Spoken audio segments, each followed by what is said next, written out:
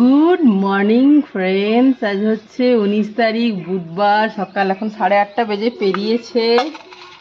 Breakfast নিয়ে এলো গরম গরম আমার বড় মেয়ে গিয়ে। দেখো 6টা পুরি, মানে 3 জনের দুটো দুটো, ওদের বাবা তো বাড়ি নেই। অন্ধকার লাগছে কেন মাম্মা এত?